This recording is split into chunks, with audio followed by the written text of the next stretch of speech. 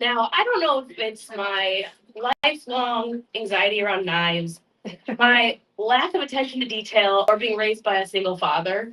I have never had any interest in or passion for cooking.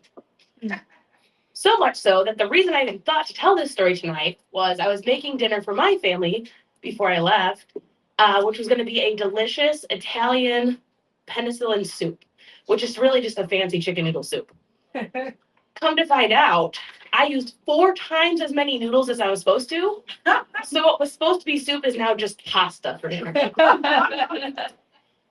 However, I love Thanksgiving. Thanksgiving is actually the first time I ever met my now mother-in-law, who is a wonderful woman. I could not be with my family because I had to work Black Friday when I was back in college. And so we had only been dating about a month or so. And my husband said, come home for Thanksgiving with me, and then you can drive back to West Lafayette in the morning. And again, I was a little nervous, but I did it.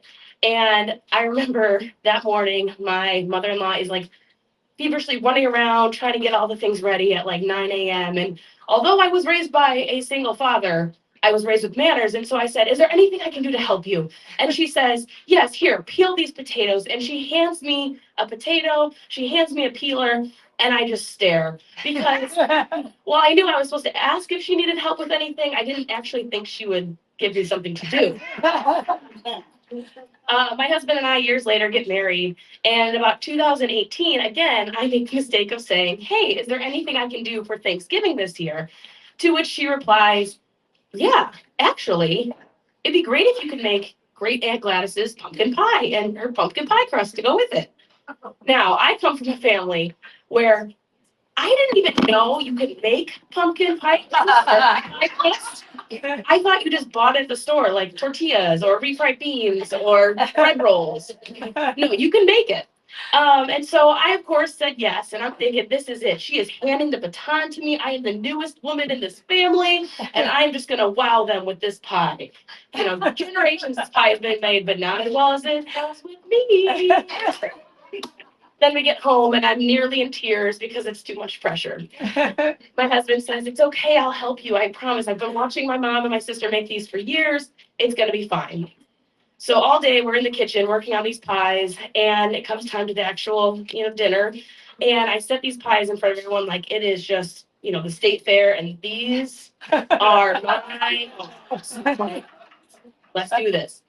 And everyone puts on their, freshly whipped cream on top, and all of a sudden we're taking bites, and I notice one by one, people are dropping like flies. They're pushing it slowly. They're playing fork hockey on their plate. And my mother-in-law so nicely looks across the table and goes, hey, Sam, how much salt did you use in that pie crust? And I said, oh, 1 tea. She goes, big tea or little tea? And I said, oh, there's a difference? To find out, I used the wrong one. There is a difference. At one point, my husband says, it's okay, babe, you tried in front of everyone, knowing that he was very much all day with me. So while I have gotten better over the years at cooking, I stand before you in all honesty saying I have no cooking tips to give you, no baking tips, no cooking tips. However, I can tell you a very easy way to never be asked to bring something to Thanksgiving.